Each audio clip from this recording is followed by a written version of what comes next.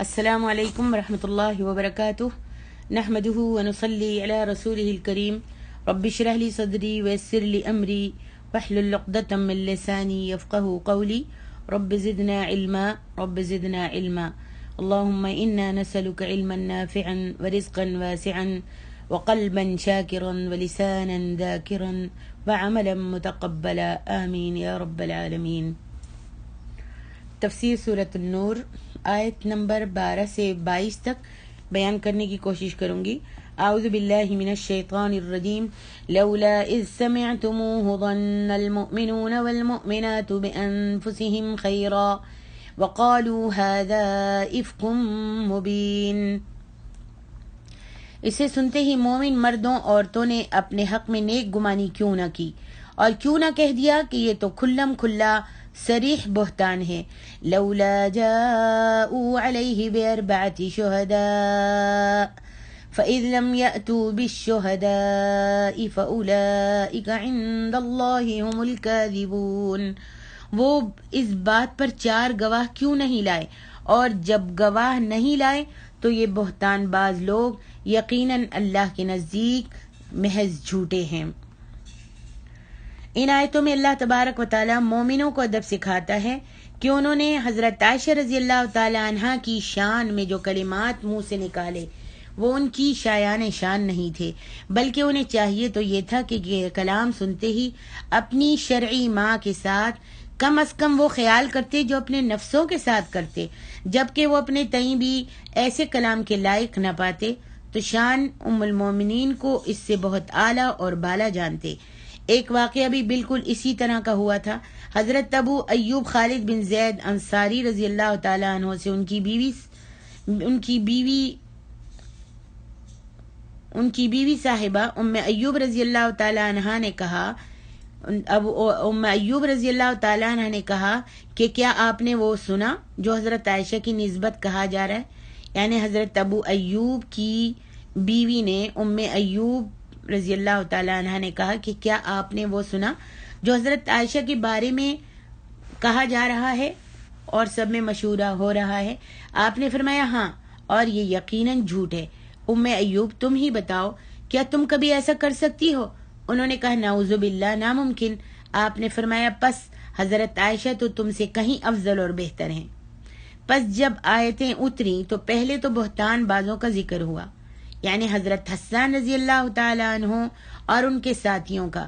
پھر ان آیتوں میں ذکر ہوا حضرت ابو ایوب رضی اللہ عنہ اور ان کی بیوی صاحبہ کی اس بات چیت کا جو ابھی میں نے بیان کی۔ یہ بھی ایک قول ہے کہ یہ مقولہ حضرت ابی ابن کعب کا تھا رضی اللہ عنہ۔ الغرض مومنوں کو صاف باطن رہنا چاہیے اور اچھے خیال کرنے چاہیے، بلکہ زبان سے بھی اس واقعے کی تردید اور تکذیب کر دینی چاہیے، اس لیے کہ جتنا کچھ واقعہ گزرا اس میں شک و شبے کی گنجائش بھی نہیں تھی۔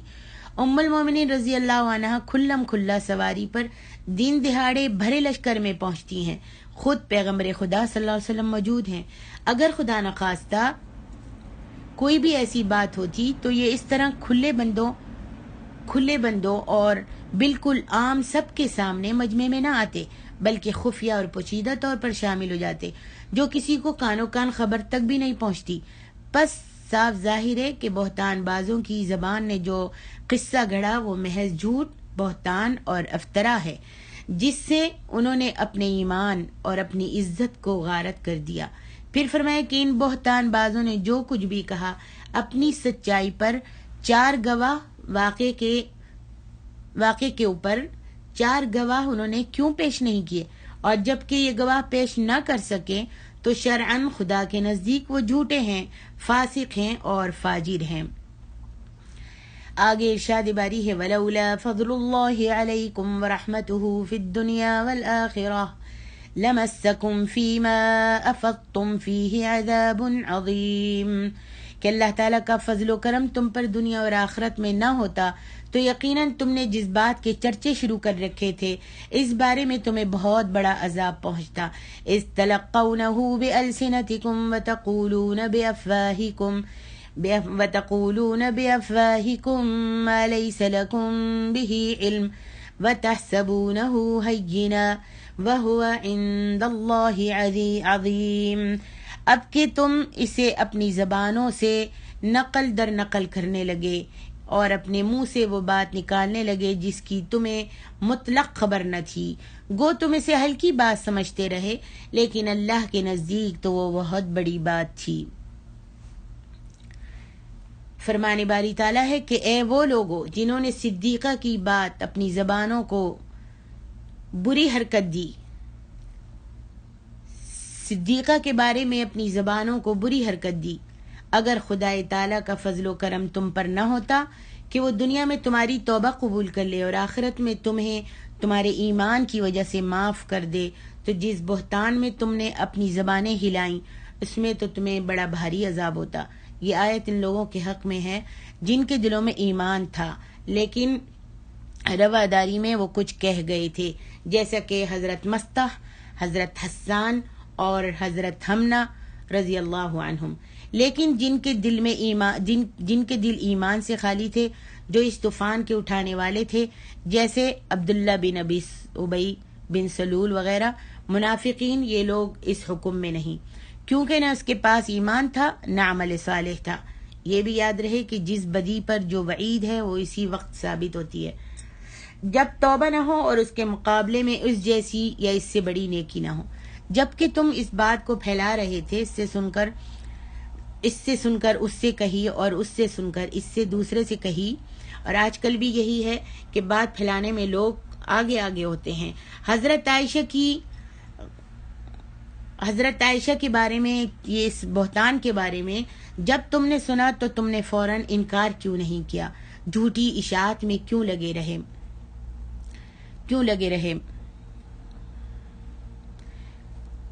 اللہ تعالیٰ فرماتا ہے کہ اللہ رب العالمین کو زیادہ علم تھا اور تم وہ بات زبان سے جو نکال رہے تھے جس کا تمہیں کوئی علم نہیں تھا، تم کو اس کلام کو ہلکا سمجھتے رہے، لیکن دراصل خدا کے نزدیک وہ بہت بڑا اور بہت بھاری کلام تھا۔ کسی مسلمان عورت کی نسبت ایسی تہمت جرم عظیم ہے، پھر اللہ کے رسول صلی اللہ علیہ وآلہ وسلم کی زوجہ مطہرہ کے اوپر ایسا کلمہ، سمجھ لو کہ کتنا بڑا کبیرہ گناہ ہوا۔ اسی لیے رب کی غیرت، اللہ کی غیرت اپنے نبی صلی اللہ علیہ وسلم کی وجہ سے جوش میں آئی، اور اللہ تعالیٰ نے وہی نازل فرما کر خاتم الانبیاء سید المرسلین صلی اللہ علیہ وسلم کی زوجہ مطہرہ رضی اللہ عنہا کی پاکیزگی ثابت فرمائی۔ ہر نبی علیہ الصلوۃ والسلام کی بیوی کو اللہ تعالیٰ نے اس بے حیائی سے دور رکھا ہے۔ بس کیسے ممکن تھا کہ تمام نبیوں کی بیویوں سے افضل اور ان کی سردار، تمام نبیوں سے افضل اور تمام اولاد آدم کے سردار حضرت محمد مصطفیٰ صلی اللہ علیہ وآلہ وسلم کی بیوی اس گندے کام میں آلودہ ہوں، حاشا و کلا۔ بس تم گو اس کلام کو بے وقت سمجھو، لیکن حقیقت اس کے برعکس ہے۔ صحیحین میں ہے کہ انسان بعض مرتبہ خدا کی ناراضگی کا کوئی کلمہ کہہ گزرتا ہے، کوئی ایسی بات اللہ کی ناراضگی کی کہہ دیتا ہے جس کی کوئی وقعت اس کے نزدیک نہیں ہوتی، لیکن اس بات کے کہنے کی وجہ سے وہ جہنم کے اتنے نیچے طبقے میں پہنچ جاتا ہے کہ جتنی نیچی زمین آسمان سے ہے، یعنی جتنا آسمان اور زمین کے درمیان خلا ہے، جتنی دوری ہے، اتنے نیچے طبقے میں جہنم کے پہنچ جاتا ہے، بلکہ اس سے بھی زیادہ نیچا ہو جاتا ہے۔ استغفر اللہ، بخاری کی حدیث ہے۔ اللہم احفظنا۔ اس لیے چاہیے کہ ہم سب کو اپنی زبان سنبھال کر رکھیں اور کسی پر الزام اور کسی پر بہتان لگانے سے اپنی زبان کو روکے رکھیں۔ آگے ارشاد باری ہے وَلَوْلَا إِذْ سَمِعْتُمُوهُ قُلْتُمْ مَا يَكُونُ لَنَا أَن نَّتَكَلَّمَ بِهَذَا سُبْحَانَكَ هَذَا بُهْتَانٌ عَظِيمٌ۔ تم نے ایسی بات کو سنتے کیوں نہ کہہ دیا کہ ہمیں ایسی بات منہ سے نکالنی بھی لائق نہیں ہے۔ يَعِظُكُمُ اللَّهُ أَن تَعُودُوا لِمِثْلِهِ أَبَدًا إِن كُنتُم مُّؤْمِنِينَ۔ کہ اللہ تو پاک ہے، یہ تو بہت بڑا بہتان اور تہمت ہے۔ اللہ تعالیٰ تمہیں نصیحت کرتا ہے کہ پھر کبھی بھی ایسا کام نہ کرنا اگر تم سچے مومن ہو۔ وَيُبَيِّنُ اللَّهُ لَكُمُ الْآيَاتِ وَاللَّهُ عَلِيمٌ حَكِيمٌ، اللہ تعالیٰ تمہارے سامنے اپنی آیتیں بیان فرما رہا ہے اور اللہ علم و حکمت والا ہے۔ ان الذین یحبون ان تشیع الفاحشة فی الذین آمنوا لهم عذاب علیم فی الدنیا والآخرہ وانتم لا تعلمون، جو لوگ مسلمانوں میں برائی پھیلانے کے آرزو مند رہتے ہیں ان کے لیے دنیا اور آخرت میں دردناک عذاب ہیں۔ اللہ تعالیٰ سب کچھ جانتا ہے اور تم کچھ بھی نہیں جانتے۔ پہلے تو نیک گمانی کا حکم دیا، یہاں دوسرا حکم دے رہا ہے بھلے لوگوں کی شان میں کوئی برائی کا کلمہ بغیر تحقیق کے ہرگز نہیں نکالنا چاہیے۔ اچھے لوگوں کی شان میں، جن کو آپ جانتے ہیں نہیں جانتے، ان کی شان میں کوئی کلمہ اگر بات کہیں سے سن بھی لیتے ہیں تو اس کی پوچھ گچھ ضروری ہے اور اس کی تحقیق کرنی چاہیے۔ برے خیالات، گندے الزامات، شیطانی وسوسوں سے دور رہنا چاہیے۔ کبھی ایسے کلمات زبان سے نہ نکالنے چاہیے گو دل میں کوئی ایسا وسوسہ شیطانی پیدا بھی ہو، شیطان کا وسوسہ پیدا بھی ہو تو زبان قابو میں رکھنی چاہیے۔ حضور صلی اللہ علیہ وآلہ وسلم کا فرمان ہے کہ اللہ تعالیٰ نے میری امت کے دلوں میں پیدا ہونے والے وسوسوں سے درگزر فرما دیا ہے۔ جب دل میں وسوسے آتے ہیں تو اللہ کے رسول صلی اللہ علیہ وسلم فرماتے ہیں اللہ تعالیٰ نے میری امت کے دل میں پیدا ہونے والے وسوسوں کو معاف کر دیا ہے جب تک کہ وہ زبان سے نہ کہیں یا اس کو عمل میں نہ لائیں۔ بخاری مسلم۔ تمہیں چاہیے تھا کہ ایسے بےہودہ کلمات کو سنتے ہی کہہ دیتے کہ ہم ایسی لغو بات سے اپنی زبان نہیں بگاڑتے، ہم سے یہ بے ادبی نہیں ہو سکتی کہ اللہ کے خلیل اور اس کے رسول صلی اللہ علیہ وسلم کی بیوی صاحبہ کی نسبت کوئی ایسی بےہودہ بات ہم کہیں۔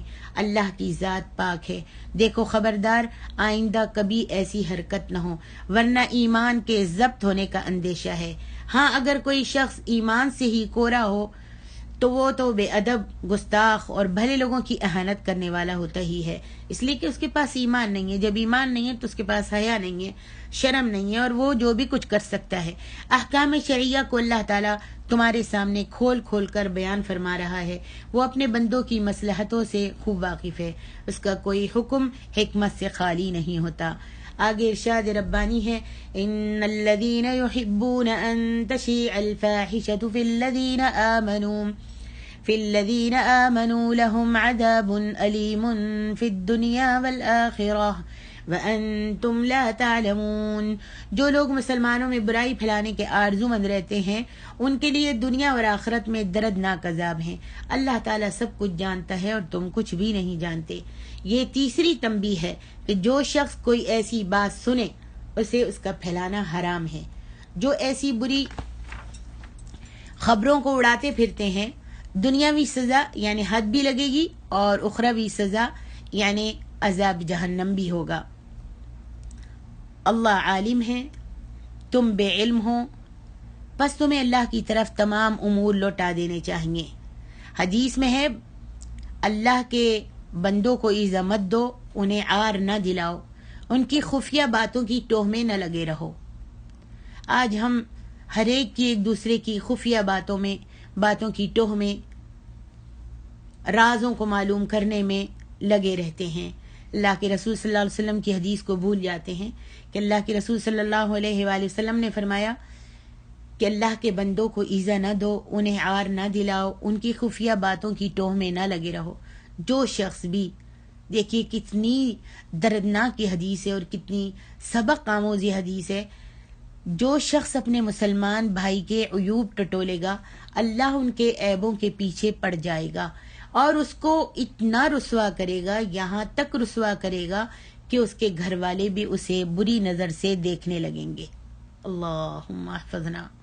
اللہ تعالی ہم سب کو لوگوں کے عیب ٹٹولنے سے، عیب تلاش کرنے سے محفوظ رکھے اور اللہ تعالی ہم کو اپنے گریبانوں میں جھانک کر اپنے عیبوں کو تلاش کرنے کی توفیق عطا فرمائیں اور اللہ تعالیٰ سے توبہ کرنے کی توفیق عطا فرمائے۔ آگے ارشاد ربانی ہے وَلَوْلَا فَضْلُ اللَّهِ عَلَيْكُمْ وَرَحْمَتُهُ وَأَنَّ اللَّهَ رؤوف الرحیم، اگر یہ بات نہ ہوتی کہ تم پر اللہ کا فضل اور اس کی رحمت ہے، اور یہ بھی کہ اللہ بڑی شفقت رکھنے والا اور مہربان ہے۔ یا ایھا الذین آمنوا لا تتبعوا خطوات الشیطان ومن يتبع خطوات الشیطان فإنه يأمر بالفحشاء والمنکر ولولا فضل الله عليكم ورحمته ما زكى منكم من أحد أبدا ولكن الله يزكي من يشاء واللہ سمیع علیم۔ اے ایمان والو، شیطان کے قدم بقدم مت چلو۔ جو شخص شیطانی قدموں کی پیروی کرے تو وہ تو بے حیائی اور برائی کے کاموں کا ہی حکم کرے گا، اور اگر اللہ تعالیٰ کا فضل و کرم نہ ہوتا تو تم میں سے کوئی بھی کبھی بھی پاک صاف نہ ہوتا، لیکن اللہ تعالیٰ جسے پاک کرنا چاہے کر دیتا ہے۔ اللہ سب سننے والا اور سب جاننے والا ہے۔ اگر اللہ کا فضل و کرم، لطف و رحم نہ ہوتا تو اس وقت کوئی اور ہی بات ہو جاتی، مگر اس نے توبہ کرنے والوں کی توبہ کو قبول فرما لیا، پاک ہونے والوں کو بذریعہ حد شرعی کے پاک کر دیا۔ اب جب کہ ان کو حد شرعی لگ گئی ہے اور اللہ نے ان کو معاف کر دیا ہے، جیسا کہ حضرت حسان اور حضرت مستح اور حضرت حمنہ، حد شرعی جب لگ گئی اور انہوں نے توبہ کر لی، اللہ نے ان کو معاف کر دیا، تو اب کسی کو یہ حق نہیں پہنچتا کوئی مسلمان ان کو برا بھلا کہے اور کچھ کہے۔ شیطانی شریقوں پر، شیطانی راہوں میں نہ چلو، اس کی باتیں نہ مانو۔ وہ تو برائی کا، بدی کا، بدکاری کا، بے حیائی کا حکم دیتا ہے۔ شیطان برائی کا، بدکاری کا، بے حیائی کا حکم دیتا ہے، پس تمہیں اس کی باتیں ماننے سے پرہیز کرنا چاہیے، اس کے عمل سے بچنا چاہیے، اس کے وسوسوں سے دور رہنا چاہیے، اللہ کی ہر نافرمانی میں قدم شیطان کی پیروی سے دور رہنا چاہیے۔ ایک شخص نے حضرت ابن مسعود رضی اللہ تعالیٰ عنہ سے کہا کہ میں نے فلاں چیز کھانے کی قسم کھا لی ہے۔ آپ نے فرمایا یہ شیطان کا بہکاوا ہے، اپنی قسم کا کفارہ دے دو اور اس چیز کو کھا لو۔ ایک شخص نے حضرت شامی سے کہا کہ میں نے اپنے بچے کو ذبح کرنے کی نظر مانی ہے۔ آپ نے فرمایا یہ شیطانی حرکت ہے، ایسا نہ کرو، اس کے بدلے ایک بھیڑ ذبح کر دو۔ ابو رافع رضی اللہ تعالیٰ عنہ کہتے ہیں ایک مرتبہ میرے اور میری بیوی کے درمیان جھگڑا ہو گیا۔ وہ بگڑ کر کہنے لگیں کہ ایک دن وہ یہودیہ ہوگی اور ایک دن نصرانیہ ہوگی اور اس کے تمام غلام آزاد ہیں، اگر تو اپنی بیوی کو طلاق نہ دے۔ میں نے آ کر عبداللہ بن عمر رضی اللہ تعالیٰ عنہ سے یہ مسئلہ دریافت کیا تو آپ نے فرمایا یہ شیطانی حرکتیں، شیطانی باتیں ہیں۔ زینب بنت ام سلمہ جو اس وقت سب سے زیادہ دینی سمجھ رکھنے والی عورت تھیں، انہوں نے بھی یہی فتویٰ دیا، اور عاصم بن عمرو کی بیوی نے بھی یہی فتویٰ دیا۔ پھر فرماتا ہے اگر اللہ تعالیٰ کا فضل نہ ہوتا تو تم میں سے ایک بھی اپنے آپ کو شرک و کفر، برائی اور بدی سے نہ بچا سکتا۔ یہ رب کا احسان ہے کہ وہ تمہیں توبہ کی توفیق دیتا ہے، پھر تم پر مہربانی سے رجوع کرتا ہے اور تمہیں پاک و صاف بنا دیتا ہے۔ اللہ جسے چاہے پاک کرتا ہے اور جسے چاہے ہلاکت کے گھڑے میں ڈھکیل دیتا ہے۔ اللہ تعالیٰ اپنے بندوں کی باتیں سننے والا، ان کے احوال کو جاننے والا ہے۔ ہدایت یاب اور گمراہ سب اس کی نگاہ میں ہیں، اور اس میں بھی اس حکیم مطلق کی بے پایاں حکمت ہے۔ اللہ اکبر۔ وَلَا يَأْتَلِ أُولُو الْفَضْلِ مِنْكُمْ وَالسَّعَةِ أَنْ يُؤْتُوا أُولِي الْقُرْبَى وَالْمَسَاكِينَ وَالْمُهَاجِرِينَ فِي سَبِيلِ اللَّهِ وَلْيَعْفُوا وَلْيَصْفَحُوا أَلَا تُحِبُّونَ أَنْ يَغْفِرَ اللَّهُ لَكُمْ واللہ غفور الرحیم۔ تم میں سے جو بزرگی اور کشادگی والے ہیں انہیں اپنے قرابت داروں، مسکینوں اور مہاجروں کو راہ اللہ دینے سے قسم نہیں کھا لینی چاہیے، بلکہ معاف کر دینا اور درگزر کر لینا چاہیے۔ کیا تم نہیں چاہتے کہ اللہ تمہارے قصور معاف فرما دے؟ اللہ قصوروں کو معاف فرمانے والا بہت مہربان ہے۔ تم میں سے جو کشادہ روزی والے، صاحب مقدرت ہیں، صدقہ اور احسان کرنے والے ہیں، انہیں اس بات کی قسم نہیں کھانی چاہیے کہ وہ اپنے قرابت داروں، مسکینوں، مہاجروں کو کچھ بھی نہیں دیں گے۔ اس طرح انہیں متوجہ فرما کر پھر اور نرم کرنے کے لیے فرمایا کہ ان کی طرف سے کوئی قصور بھی اگر سرزد ہو گیا ہو تو انہیں معاف کر دینا چاہیے، ان سے کوئی ایذا یا برائی پہنچی ہو تو ان سے درگزر کر لینا چاہیے۔ یہ بھی اللہ تعالیٰ کا حلم اور کرم اور لطف و رحم ہے کہ وہ اپنے نیک بندوں کو بھلائی کا ہی حکم دیتا ہے۔ یہ آیت حضرت صدیق رضی اللہ عنہ کے بارے میں اتری ہے، جبکہ آپ نے حضرت مصطح بن اساسہ رضی اللہ تعالیٰ عنہ کے ساتھ کسی قسم کا سلوک کرنے سے قسم کھا لی تھی، کیونکہ بہتان صدیقہ میں یہ شامل تھے۔ جیسے کہ پہلی آیتوں کی تفسیر میں یہ واقعہ گزر چکا ہے، تو جب حقیقت اللہ تعالیٰ نے ظاہر کر دی، ام المومنین بری ہو گئی، مسلمانوں کے دل روشن ہو گئے، مومنوں کی توبہ قبول ہو گئی، تہمت رکھنے والوں میں سے بعض کو حد شرعی لگ چکی، تو اللہ تعالیٰ نے حضرت صدیق کو حضرت مصطح کی طرف متوجہ فرمایا، جو آپ کی خالہ صاحبہ کے فرزند تھے اور مسکین شخص تھے۔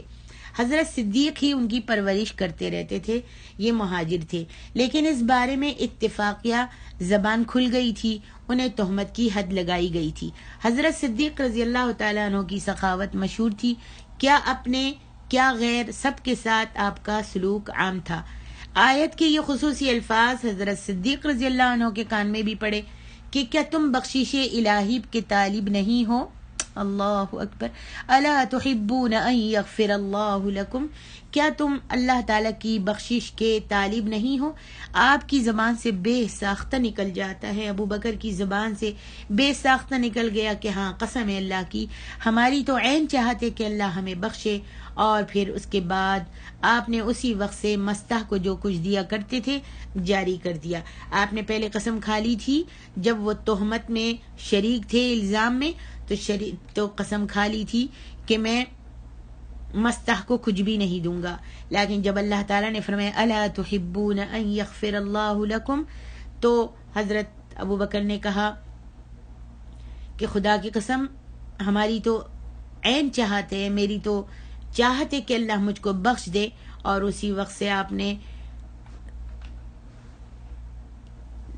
نے فیصلہ کر لیا کہ جو کچھ دیا کرتے تھے اس کو جاری کر دیا۔ گویا ان آیتوں میں ہمیں تلقین ہوئی کہ جس طرح ہم چاہتے ہیں کہ ہماری تقصیریں معاف ہو جائیں، اگر ہم بھی چاہتے ہیں کہ ہمارے گناہ معاف ہو جائیں، ہماری تقصیریں معاف ہو جائیں، تو ہمیں چاہیے کہ دوسروں کی تقصیروں سے بھی درگزر کر دیا کریں۔ اگر کسی نے ہمارے ساتھ برے الفاظ کہہ دیے، سختی کر دی ہے، ہمارے ساتھ برا کیا ہے، تو ہم کو چاہیے کہ ہم اللہ کے لیے اور اپنی بخشش کے لیے اس کی تقصیروں کو معاف کر دیں۔